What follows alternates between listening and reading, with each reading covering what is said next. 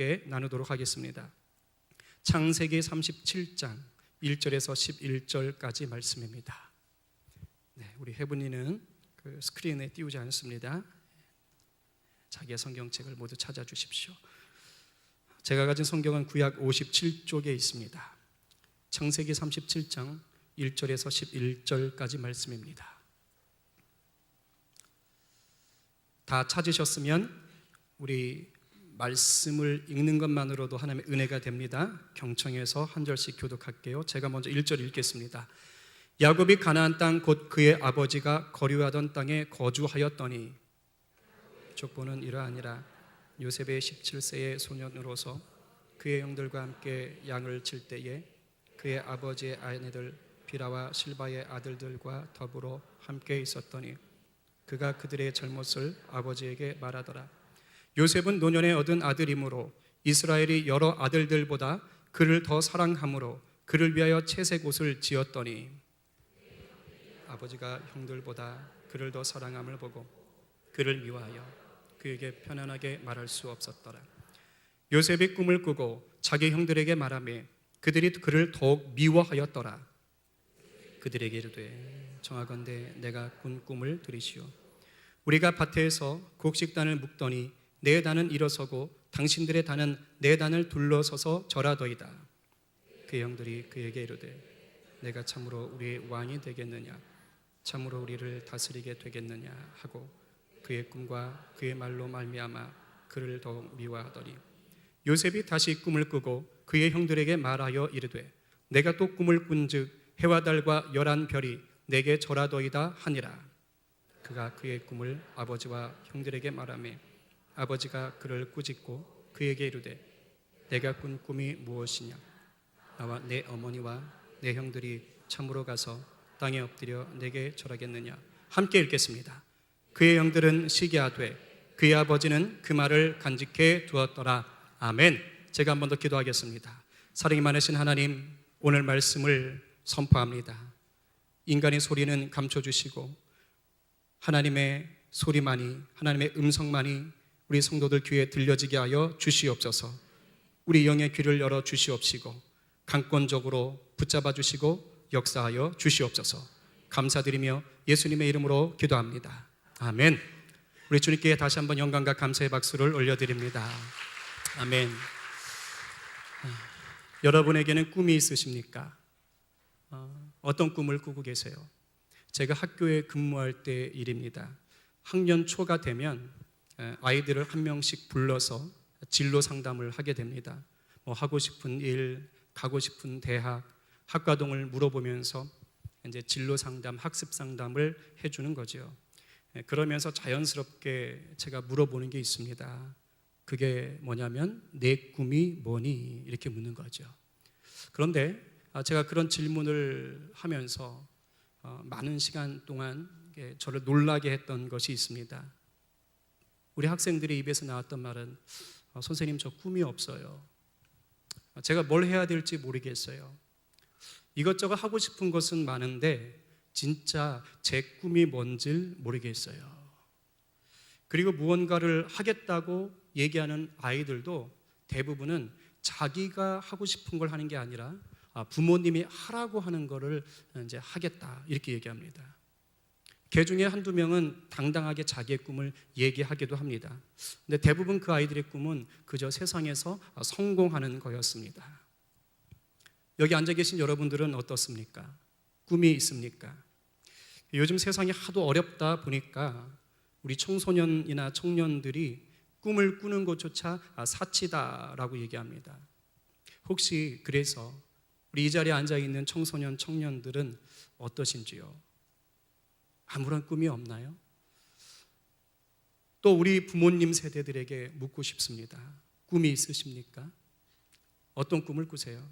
혹시 무슨 말이세요, 목사님? 나이가 있지. 이제 꿈꿀 때가 지났습니다. 그저 제 자식이 잘 되는 게 유일한 꿈입니다.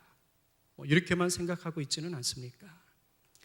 여기 있는 우리들 예수 믿고 교회에 다니기 때문에 차마 입 밖으로 얘기는 못하지만 마음속으로는 좋은 데 취직하는 것, 결혼 잘하는 것, 돈 많이 버는 것, 건강하게 오래 사는 것이 정말 나의 꿈입니다 라고 생각하고 살지는 않습니까? 근데 하나님은 우리가 이렇게 사는 것을 원하지 않습니다. 꿈이 없이 하루살이처럼 살아가는 것도 원하지 않으시고, 세상 성공이라는 꿈을 향해서 이게 불을 향해 날아드는 불나방처럼 살아가는 것도 원하지 않으시죠. 하나님은 우리가 진짜 성공하는 인생을 살기 원하십니다. 하나님은 우리가 진짜 위대한 인생을 살기 원하십니다. 그리고 그것은 하나님의 꿈을 꾸는 거라고 말씀하십니다. 하나님의 꿈은요, 개꿈이나 이 자기 신념이 만드는 꿈과는 좀 다릅니다. 개꿈 많이 꾸시죠? 개꿈의 특징이 뭔지 아세요? 잠에서 깨면 잘 기억이 안 나요. 이게 뭘 꿨는지 모릅니다. 막 꿈이 뒤죽박죽 되죠. 막 삼겹살 구워 먹다가 갑자기 교회에서 예배 드리다가 막 비행기 타고 있다가 갑자기 수영장에 가 있다가 막 이런 거예요. 깨면은 뭐야? 막 이렇게 됩니다. 이게 개꿈이죠. 또 자기 신념이 만드는 꿈이 있습니다. 그건 자기 욕심이 잠속에서도 막 그려지는 거예요. 로또 보셨죠? 로또 사신 분들은 1등 하는 꿈을 꿉니다. 갈망이죠. 지난 대선에 나왔던 많은 후보들 무슨 꿈 꾸셨을까요? 대통령 되는 꿈을 꾸셨을 겁니다. 요즘 송중기와 송송 커플 얘기가 많이 나오죠.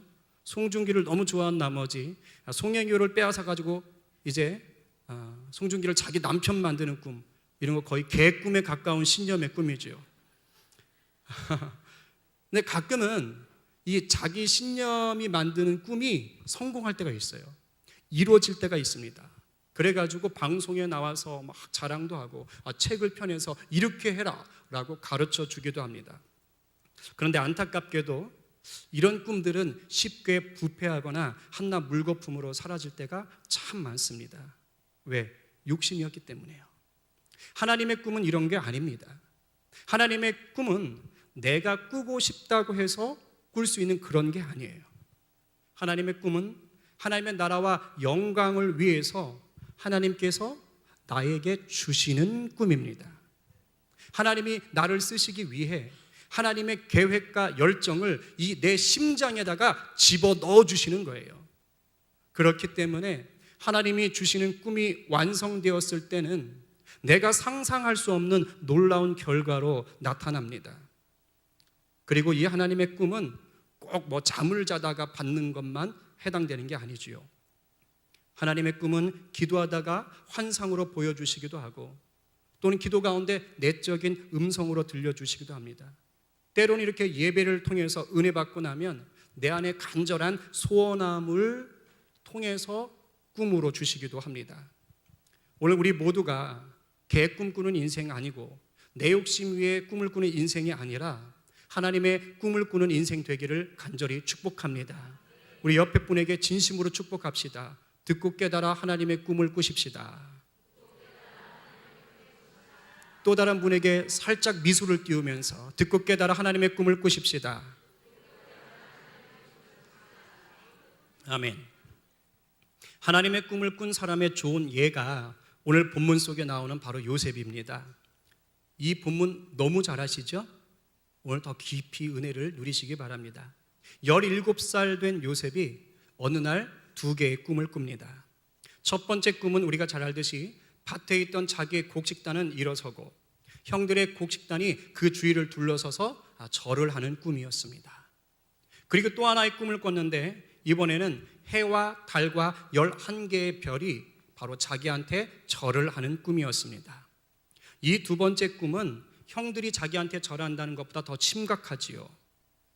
자기 부모까지도 자기한테 절을 하게 될 거라고 얘기했기 때문입니다.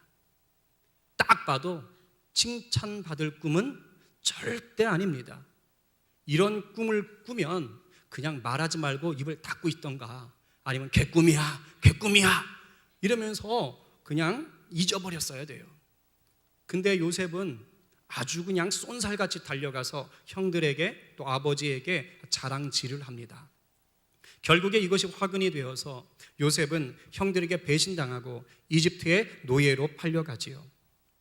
그러나 이런 요셉이 정확히 13년 뒤에 당시 세계를 주름잡던 이집트에서 서열 2위가 됩니다. 안 놀라시나 봐요? 굉장한 겁니다. 그리고 7년의 대흉년이 닥쳤을 때 이집트와 그 이웃 나라들을 구합니다. 세상 말로 말하면요, 인생 대박 친 거예요.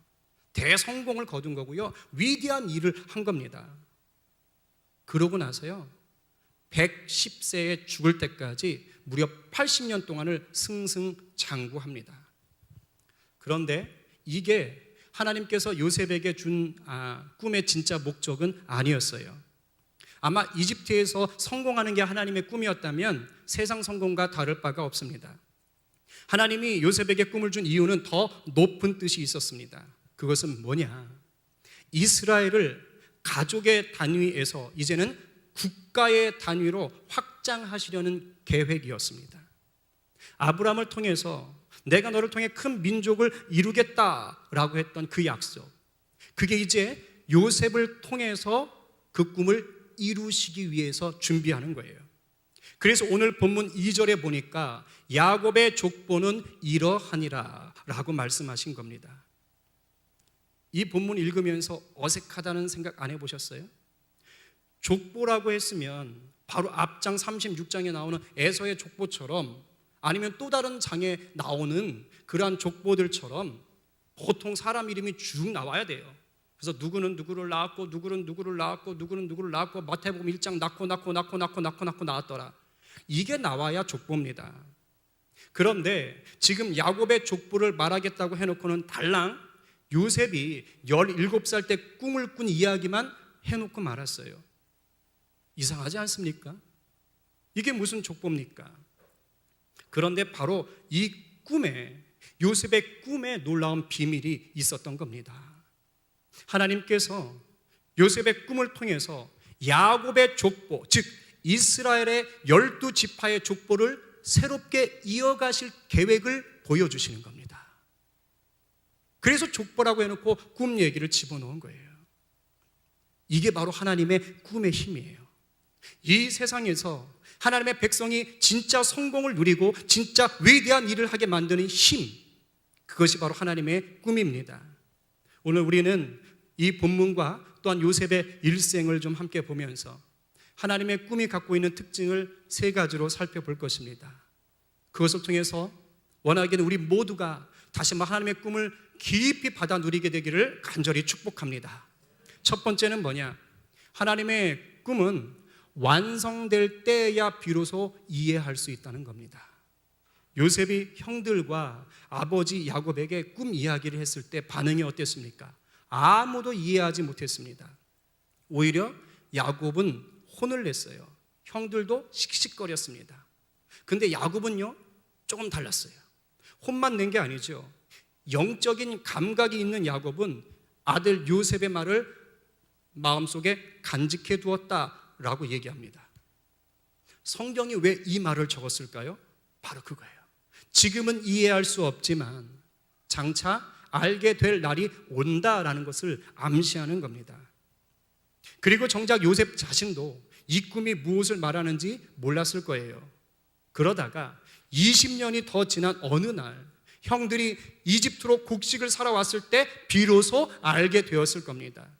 우리 창세기 42장 6절 말씀 스크린 보면서 함께 큰 소리로 읽어보겠습니다. 때에 시작.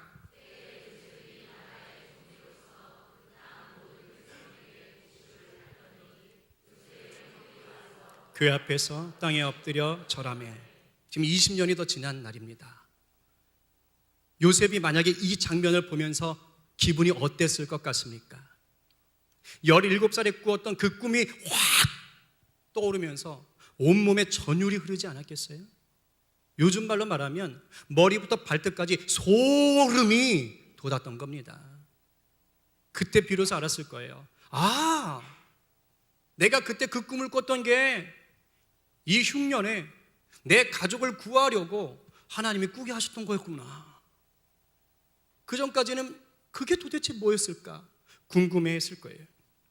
형들 역시 똑같았습니다. 2번째로 곡식을 얻으러 왔을 때 비로소 동생이 그 총리인 것을 알게 되지요. 그때 얼마나 놀랬겠습니까? 그리고 그 꿈이 생각나겠죠. 헐, 개꿈이 아니었어. 진짜 소름이 확 돋았을 겁니다. 바로 이겁니다. 사실 하나님이 우리에게 주시는 꿈을 우리가 이해할 수 있다는 것 자체가 말이 안 됩니다. 하나님의 계획과 열정을 어떻게 피조물인 인간이 다 알 수가 있겠습니까? 그래서 하나님이 내게 꿈을 주실 때는 나는 당황할 수도 있고 괴로울 수도 있습니다. 왜냐하면 간혹 내가 원하지 않는 꿈을 하나님이 주실 때가 있거든요. 그러나 그 뜻에 믿음으로 순종하면, 인내하면 하나님은 마침내 우리를 통해서 놀라운 일을 이루실 줄로 믿습니다. 하버드 대학에서 박사까지 받고 폼나게 그곳에서 대학 교수를 할 꿈을 가지고 있던 사람이 있습니다. 근데 하나님께서 갑자기 꿈을 주시는 거예요. 가난한 그 외국으로 나가서 선교사가 되어라. 세상에 안락과 성공을 구하던 그 사람이 하나님의 꿈에 순종하고 그 길을 떠납니다. 그랬더니 얼마 시간이 흐른 후에는 그 나라에 복음을 심었고 특별히 교육의 풍토와 교육 제도를 바꾸는 일에 쓰임 받았습니다. 자기가 생각했던 것보다 더 위대한 일을 이루게 하신 거지요. 누군지 아세요? 제가 올여름에 우리 청년들 데리고 몽골로 가는데 그 몽골에 가면 한국인이 세운 학교가 있습니다. 몽골 국제학교 MIU 대학. 전에 부총장이었던 바로 내려놓음의 저자 이용규 선교사님이. 그분 얘기입니다. 내가 다 이해할 수 없다고 하나님의 꿈이 불완전한 게 아닙니다. 내게 주신 하나님의 꿈은 언제나 완전하고 완벽합니다. 믿으세요? 내게는 아직 불안한 미래일 수 있겠지만은 하나님께는 이미 완성된 과거일 뿐이에요. 이것을 믿고 우리가 하나님의 꿈을 꽉 붙잡을 때 하나님이 우리를 통해서 놀랍게 일하실 줄로 믿습니다. 그런 축복을 모두 받아 누리시기 바랍니다. 두 번째는 뭐냐? 하나님의 꿈은 불우한 환경이 문제가 되지 않는다라는 것입니다. 요셉을 한번 다시 봅시다. 본문 4절에 보니까 이런 말이 있어요. 아버지 야곱이 요셉을 편애하는 걸 보고 이제 요셉을 형들이 미워해서 요셉에게 편안하게 말을 하지 못했다라고 얘기합니다. 쉽게 말하면 이겁니다. 왕따 시킨 거예요. 말 안 하는 겁니다. 이런 상황 되면 아버지의 편애가 결코 반갑지 고맙지 않았을 것 같아요. 아버지가 자기를 이뻐하면 이뻐할수록 10명의 형들은 자기를 싫어하게 되니까 말이죠. 형들에게 꿈 이야기를 들려줬을 때는 요셉을 더욱 미워했다라고 성경이 얘기합니다. 그 어린 나이에 마음이 얼마나 힘들었겠어요. 17살 요즘 예민한 나이잖아요. 얼마나 힘들었겠습니까? 더군다나 요셉의 친엄마는 요셉이 어릴 때 죽었어요. 자기 동생 베냐민을 낳다가 죽었습니다. 라헬이죠. 그러니까 엄마 없는 그 서름, 그 상처가 얼마나 많았겠어요. 더군다나 그 자기 엄마였던 라헬은 그 언니인 레아와 경쟁 관계입니다. 그러니까 엄마가 죽고 나서 그 언니인 레아가 얼마나 구박을 했겠습니까? 이게 사랑에 갈급했을 거예요. 어디 이뿐이 아닙니다. 꿈 이야기 때문에 형들이 요셉을 팔잖아요. 이집트로 팔아 넘기잖아요. 이걸 맨정신에 룰루랄라 이제 이집트 여행한다 아싸 이러고 좋아할 애가 있어요? 아니에요. 충격입니다. 충격. 어떻게 형들이 나한테 이렇게 할 수 있을까? 거기다 이집트로 팔려갔는데 그 보디발 장군의 집에 갔더니 웬 아줌마가 이상한 옷 입고 나타나가지고 맨날 밤이면 밤마다 요셉 콧소리 내면서 막 꼬시고 막 둘밖에 없네? 막 이러면서 막 유혹하고. 근데 그것을 단호히 뿌리쳤더니 잘가 깜빵 이렇게 해가지고 깜빵에 보내잖아요. 감옥에 가게 됩니다. 얼마나 억울했겠습니까? 아마 저 같았으면 화병이 나가지고 죽었을 것 같아요. 그런데 요셉은 이 모든 불행을 잘 버팁니다. 잘 이겨내요. 그리고 마침내 하나님의 꿈을 이뤄냅니다. 불행을 이겨낸 거지요. 불행이 문제가 되지 않은 거죠. 제가 아는 우리 청년들 중에 가족들에게 미움을 받는 친구들이 있어요. 가족 중에서 자기만 예수를 믿는 거예요. 그래서 예수 믿는다는 이유로 구박을 당합니다. 가족들이 막 폭언을 합니다. 가족들이 냉대합니다. 차갑게 보는 거예요. 그래서 굉장히 힘들어합니다. 그런데 믿음을 놓지 않아요. 오히려 그러면서도 가족들을 위해서 눈물로 기도합니다. 하나님이 주신 그 가족 구원의 꿈, 그것을 붙잡고 포기하지 않아요. 또 하나님이 자신의 삶에 주신 그 비전을 위해서 그저 외롭고 힘들지만 묵묵히 걸어갑니다. 제가 그 친구들 보면서 오히려 도전을 받아요. 여러분은 강용호 박사님을 아십니까? 그는 가난한 시각장애인이자 소년 가장이었어요. 눈이 안 보인다고요. 그랬던 그가 하나님을 만나고 하나님이 주신 꿈을 꾸게 되자 그에게 가난이나 장애는 아무 문제가 되지를 않았습니다. 연세대를 졸업했고 미국의 피츠버그 대학에서 한국인 최초로 시각장애인 박사 학위를 받습니다.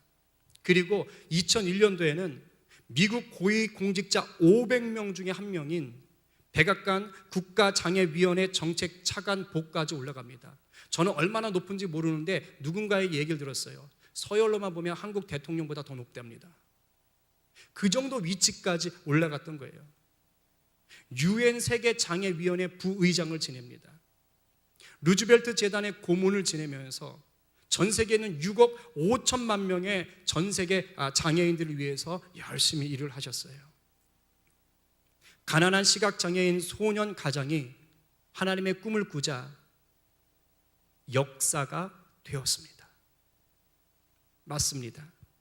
불우한 환경이 하나님의 꿈을 막을 수가 없어요. 가족이나 주변의 핍박도, 가난도, 신체적인 장애도, 나이도, 성별도, 학벌도 결코 하나님의 꿈을 방해할 수가 없습니다. 왜냐하면 이미 우리 주님께서 우리를 위하여 십자가에 달리실 때 사망 권세를 이기셨기 때문입니다. 그래서 예수 믿는 우리들에게는 이 사망 권세를 이기신 능력이 함께하기 때문입니다. 믿으세요? 아멘입니다. 명심하셔야 됩니다. 하나님의 꿈을 이루는 과정에는 반드시 어려움이 생깁니다. 마귀가 하나님의 꿈을 우리가 이뤄내는 것을 좋아하지 않아요. 그래서 호시탐탐 노리고 방해를 합니다. 또 하나는 우리가 연약하기 때문에 죄를 지어요. 그래서 그 죄가 만들어낸 어려움들이, 고난들이 옵니다. 그러나 그럴 때에도 사망권세 계신 우리 예수님을 꽉 붙잡고 그 능력을 다시 한번 붙잡고 나가면 그 불행한 환경을 이기게 하십니다. 그래서 마침내 그것을 이겨냈을 때는 내 상상을 넘어서는 놀라운 역사가 바로 나를 통해서 일어나게 될 줄로 믿습니다. 근데 제가 여기까지 얘기하면 사실 궁금한 게 하나 있어야 돼요. 그게 뭐냐면 하나님의 꿈 하는데 대체 그럼 누가 하나님의 꿈을 꿀 수 있냐 이거예요. 누가 하나님의 꿈을 꿀 수 있냐? 그것이 바로 하나님의 꿈이 가는 세 번째 특징입니다. 셋째는 뭐냐? 우리 한번 같이 읽어볼까요? 시작. 이게 아주 중요합니다. 하나님의 꿈이 내가 꾸고 싶다고 꾸는 게 아니라면 대체 어떻게 해야지만 하나님의 꿈을 꿀 수가 있습니까? 그것은 결론적부터 말하면 하나님의 꿈은 내 의지로 꾸는 게 아니고 하나님이 주시는 건데 우리가 예수를 믿는 순간에 이미 우리 모두에게 하나님의 꿈이 부어졌습니다. 놀라운 사건이에요. 그러니까 꿈을 꿀 수 없는 게 아니라 이미 우리에게 하나님의 꿈이 부어진 거예요. 사도행전 2장 17절에 말씀하십니다. 우리 기쁨을 가지고 한번 선포하며 읽어보겠습니다. 자, 하나님이 말씀하시기를 시작. 하나님이 말씀하시기를 말세에 내가 내 영을 모든 육체에 부어주리니 너희의 자녀들은 예언할 것이요 너희의 젊은이들은 환상을 보고 너희의 늙은이들은 꿈을 꾸리라. 아멘. 우리가 사는 이 시대를 말세라고 합니다. 맞습니다. 말세예요. 그리고 오늘 저 본문에서 얘기했던 하나님의 영, 즉 성령이 모든 육체에 부어주신다는 것은 바로 예수 믿는 모든 육체예요. 예수 안 믿는 자들이 해당되는 게 아닙니다. 예수를 구주로 영접한 모든 육체에 부어주신다. 하나님의 비전을 부어주신다. 이것이 바로 오순절 성령 강림 사건 이후에 임한 은혜입니다. 자녀들이 예언을 하고 환상을 보고 꾸는 것 모두 다 한 겁니다. 하나입니다. 하나님의 비전, 하나님의 꿈을 갖게 하신다.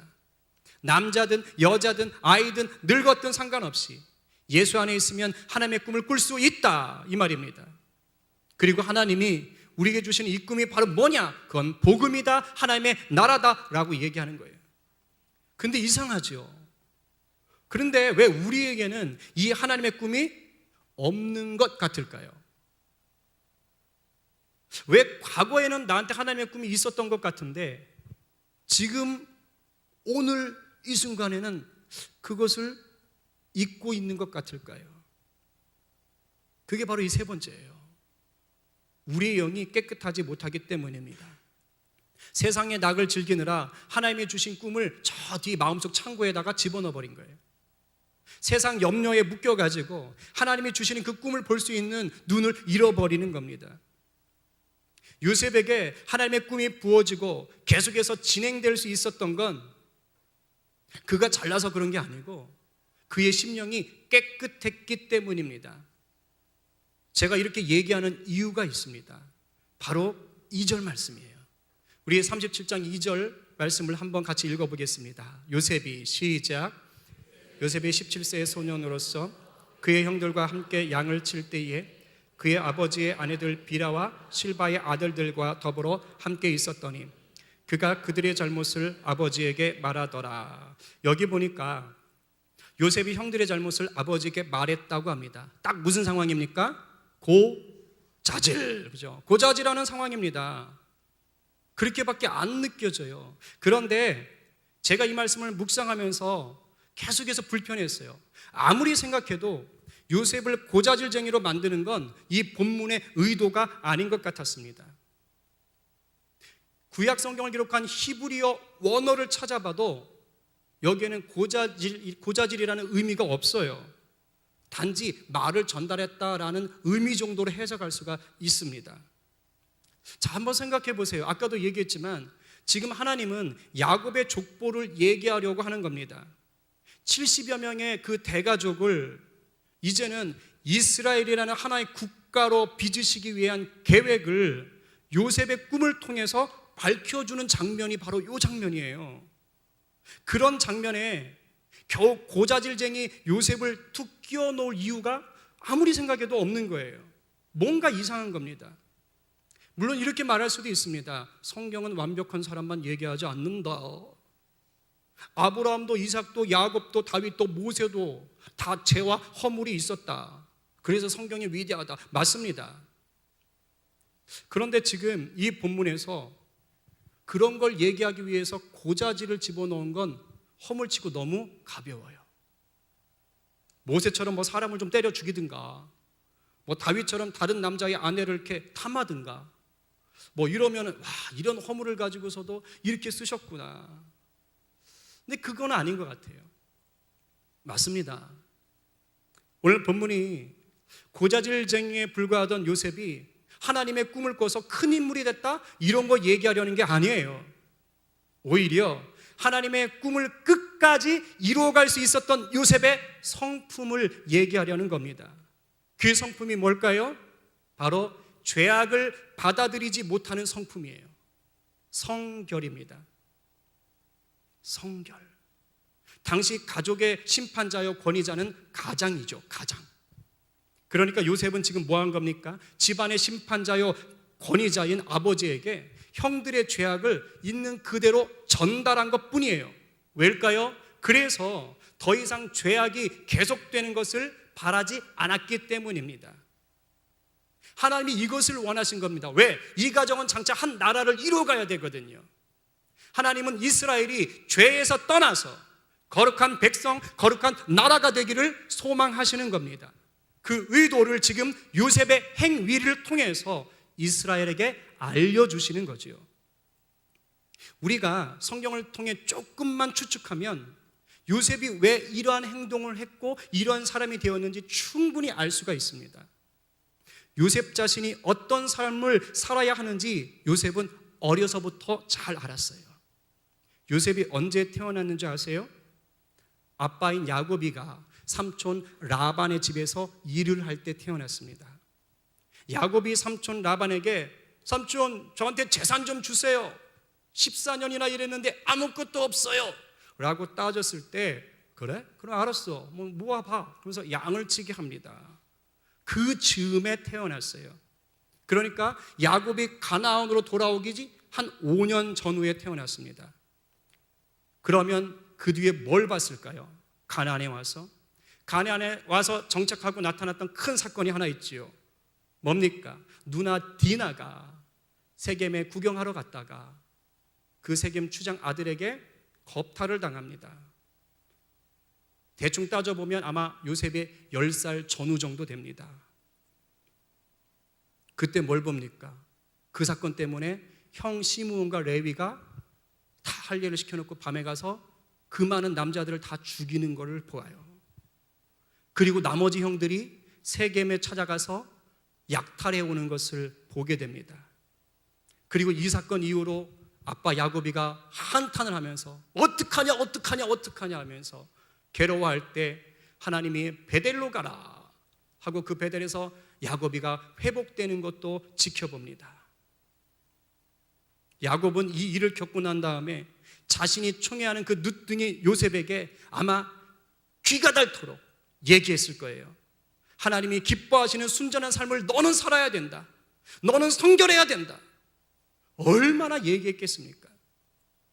그러면서 요셉은 어쩌면 자신이 어떤 기준을 가지고 살아야 하는지, 그래야 하나님이 기뻐하시는지를 깨닫게 되었을 겁니다. 맞습니다. 요셉의 형들의 모함에 의해 애굽으로 팔려가고 거기서 보디발 아내의 유혹을 이겨내고 감옥 생활을 이겨냈던 힘이 그냥 생긴 게 아닙니다. 바로 성결한 삶, 하나님이 기뻐하시는 삶을 살기 위해서 어려서부터 결단하게 하시고 훈련받게 하셨던 하나님이 함께 했기 때문이에요. 그리고 그 하나님이 그 애굽의 고통스러운 삶 속에서도 여전히 함께 하셨기 때문입니다. 창세기를 읽어보면, 요셉 이야기를 읽어보면 요셉과 관련해서 반복적으로 나오는 구절이 하나 있습니다. 우리 한번 같이 읽어볼까요? 스크린 보면서 시작. 여호와께서 요셉과 함께 하심이라. 여호와께서 그를 범사에 형통하게 하셨더라. 아멘. 바로 저겁니다. 왜 이미 우리 모두에게 부어진 하나님의 꿈이 지금은 길을 잃어버리고 힘을 잃어버렸습니까? 그건 우리가 성결함을 잃어버렸기 때문이에요. 이 세상을 너무도 사랑하셨던 우리 하나님께서 우리에게 베푸신 가장 완벽한 하나님의 꿈이 있습니다. 그게 뭔지 아세요? 바로 예수 그리스도예요. 우리를 구원하셔서 하나님의 나라를 이룰 동역자로 삼기 위해서 자기 외아들 예수님을 십자가에 죽게 하신 게, 그게 하나님 최고의 꿈입니다.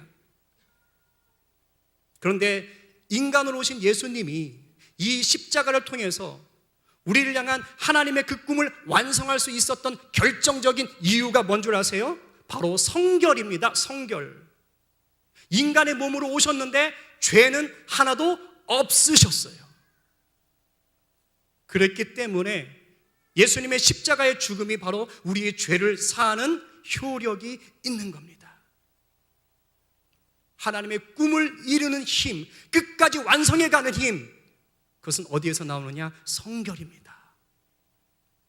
하나님의 꿈은 몰라서 못 꾸는 게 아니에요. 이미 우리에게 다 부어졌어요. 그리고 이 꿈은 환경을 뛰어넘어서 일을 하십니다. 그런데 이 꿈을 이루려면, 내가 맛보려면 그 열쇠는 성결함에 있습니다. 내가 거룩하니 너희도 거룩하라는 그 말씀을 붙잡고 그 좁은 길을 한 걸음 한 걸음씩 나아가는 겁니다. 인간적인 눈으로 보면 비록 불확실한 꿈이지만 우리가 말씀 속에 보여진 그 확실함을 붙잡고 나갈 때 우리는 하나님 역사의 주인공이 될 줄로 믿습니다. 우리 모두가 하나님의 꿈을 꾸며 하나님의 꿈을 나눠주는 복의 통로가 되시기를 간절히 축복합니다. 우리 이 시간 다 함께 찬양하고 한번 기도하며 나가도록 하겠습니다.